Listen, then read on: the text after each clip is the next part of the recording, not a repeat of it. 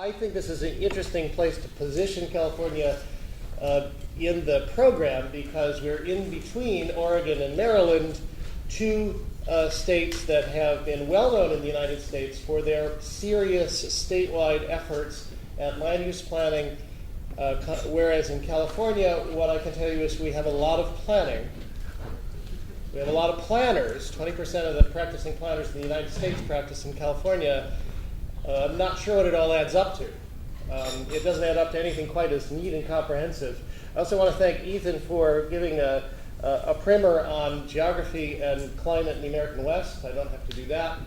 California is just south, as you know, of Oregon. This is an effort. This is a conference about nation states, so I'm honored to represent the nation state of California. We have fairly friendly diplomatic relations with the United States. Our politicians from the United States come to California to get money on a regular basis. But California really does, like Texas, they're really the only two states in America that sort of consider themselves to be separate countries. Also, having sat next to Rebecca yesterday, we calculated that California is 82 times the geographical size of Delaware and has about 40 times as many people. It's also double the size of Great Britain and 5 times the size of Ireland. And as you can see, it consumes most of the west coast of the United States. It also has a very unusual geography, which has driven both planning and environmental efforts. You can see that that it's a series of coastal plains, mountains, and valleys. Most of the people, I don't have a pointer, but most of the people live in the coastal metros in Southern California and here in the San Francisco Bay Area. We have, because of this topography, we have unique smog and air quality issues, and therefore have had permission for decades from the federal government to be out ahead of federal air quality standards, which plays a small role in this story. And this thing here is the Central Valley of California, 400 miles long, 50 miles wide, the largest flat, privately owned, undeveloped property in the western United States. That is where my discussant is from, and this is where he gets to try to manage growth. Okay, one of the remarkable things about California is that we have seen very, very considerable, consistent, long-term population growth of approximately, we've had about a population growth of about 500,000 people a year. That's the size of the city of Dublin, every year for as long as anyone in this room has been alive. That's a pretty big deal. I grew up in upstate New York in 1940, which in the 19th century was a major industrial center. In 1940, upstate New York and California had the same population, 6 or 7 million. Today, upstate New York still has 6 or 7 million. California has almost 40. The population is changing. In the post-war era, California was the place where everyone else from the United States migrated to. Now it's the place where everybody in the United States migrates from. However, that has been more than offset by foreign immigration, and until recently, high fertility rates among the immigrant populations. Therefore, the population has changed dramatically. There is no majority ethnic group in California anymore. Growth management and concern about California dates back to the late 1950s. This is the abrupt termination of the Embarcadero Freeway in San Francisco. This was the result of the first neighborhood opposition to growth in the history of California. This is what it looked like in the end, literally at the end. Fortunately, about 20 years ago, there was an earthquake, knocked this down. It's now a beautiful boulevard. There's a system of local planning in California, which I've documented in my textbook, which is there's a picture of here, and I have to point out for the Americans that the new edition just came out last week, and you shall go buy it. There are 480 municipalities and 58 counties. Each one is required to do a local general plan. They are not required to acknowledge that the rest of the world exists in any of those general plans. There is extensive environmental review. There is a state-level NEPA law, the California Environmental Quality Act, which plays a profound role in planning in California. It is in many ways the tail that wags the dog. I'm sure Mike will talk about that in his discussion. There is a strong structure for citizen involvement, both through the general plan and the CEQA law, where you have easy access to the courts if you're a citizen group, and also because we have populist initiative and referendum, essentially plebiscites in California, it is very common to take a project or a plan or a portion plan of a plan to the ballot for a vote. So one of the things this does is it allows narrow citizen groups to reject the outcome of a political compromise and go to court and go to the ballot, or go to the ballot instead.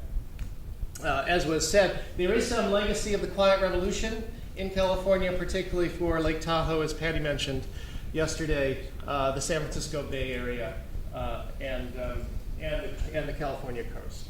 But those are unique, and generally speaking, planning in California has been very local and very municipal.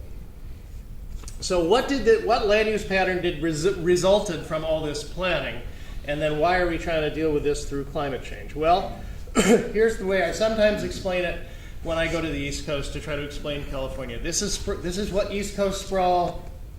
This is California sprawl. This is East Coast density. This is California density. What I mean by that is, having developed largely in the auto era, but in a time of expensive land prices, California is dense by single-family standards. It is low-rise. It is auto-oriented. There are relatively few exceptions to that. Hence, for example, we have lower VMT per capita than most places, even though we are highly auto-dependent, because things are pretty close to one another, right?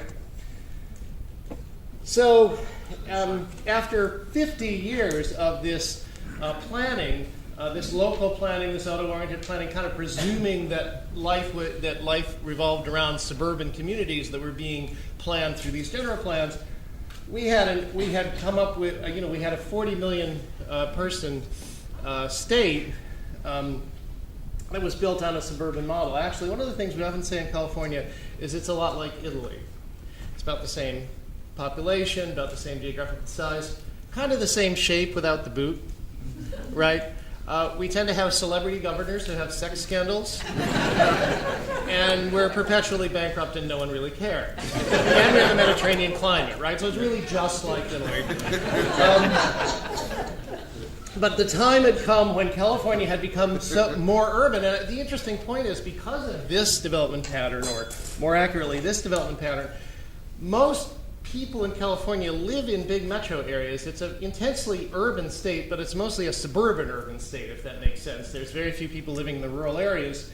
And so the issues of becoming urban out of a suburban framework were catching up with us by the millennium. So, and we were struggling, having written 4 editions of that book, I have to tell you, there was greater and greater tension between the traditional land use planning system and the which was suburban, and the reality on the ground, which was increasingly urban. So what happened? Well, something changed.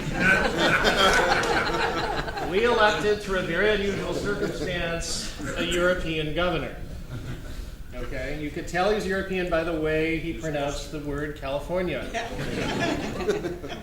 And he signed a climate change law. This is a very famous picture of him signing the climate change law in 2006, the Global Warming Solutions Act of 2006, AB 32, which calls for the state's greenhouse gas emissions to be reduced by 2020 back to 1990 levels, which was about 20 or 25%, something like that.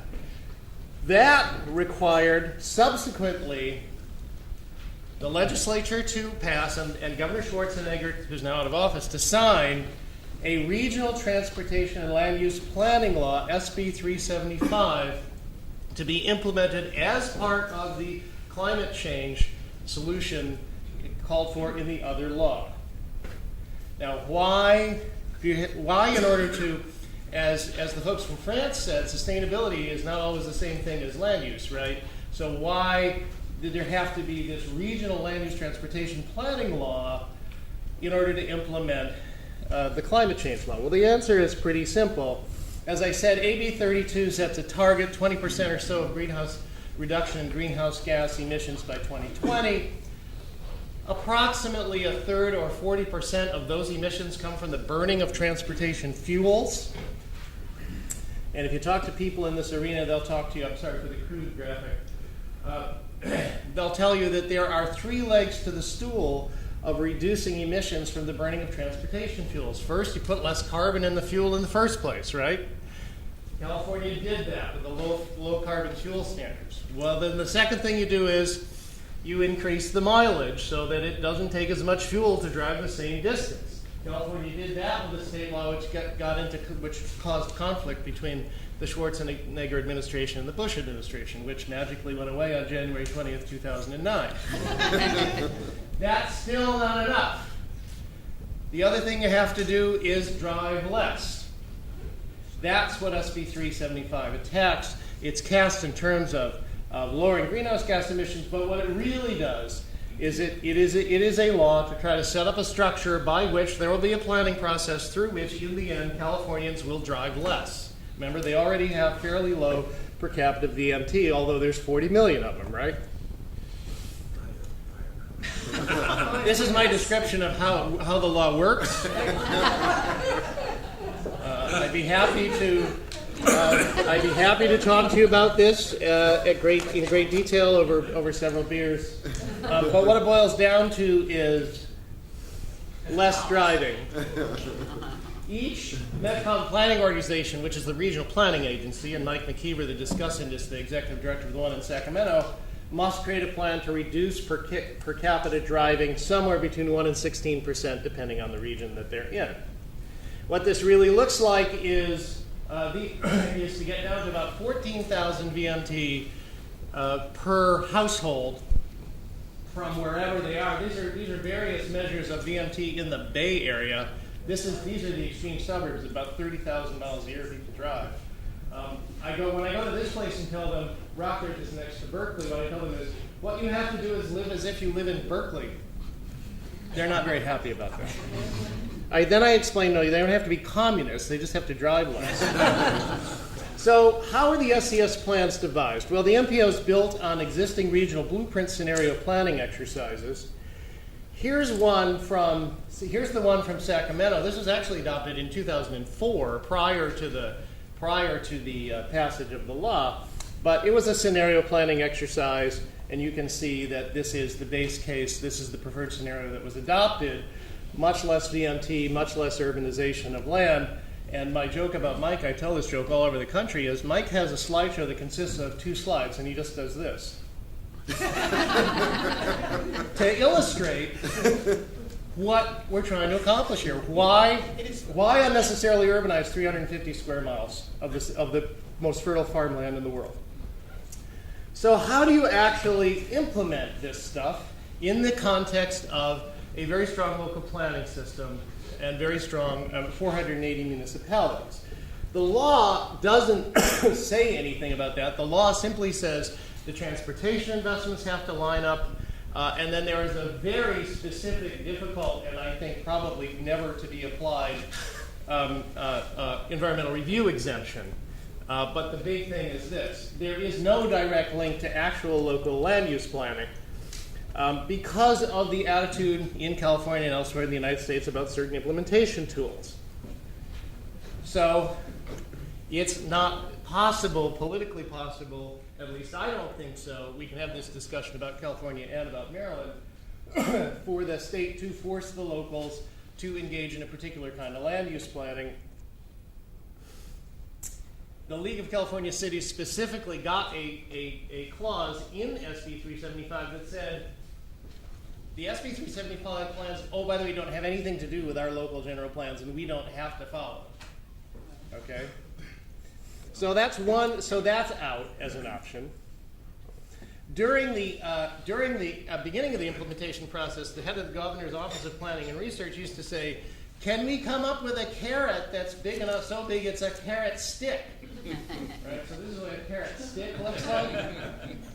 And again, I think, and we'll see what I think this is somewhat similar to what Garrett's going to say in Maryland, is it's very difficult, even in a state with an $85 billion annual budget, to come up with enough carrots that you have the equivalent of a stick. The Governor Brown, Governor Schwarzenegger's successor and predecessor, in order to balance the budget, Governor Brown eliminated tax increment financing, which was a $6 billion program in California. He did this while promoting the implementation of SB 375. We can talk in question and answer about why he did it, but he took the most obvious tool away, and just last week he vetoed an attempt to put it partially back. So it's very, very difficult. The state, with its own current budget situation, is very hard-pressed to give any kind of tool, any kind of incentive, or any kind of carrot that is sufficient. So what are we left with? We're left with nudging, okay? Because about all that can happen is to create these regional plans and create enough kind of flow in a particular direction that the locals begin to go along with it. And I have to tell you that my discussant on this is a world-class nudger. He has managed to figure out how to make following the regional plan a cool thing that local government should want to do. Something that is almost was impossible to imagine before I actually watched him do it. So, in summary, what you've got is it's unlikely in a big diverse state like California that the state is going to order the local governments to follow this. It's difficult to imagine how to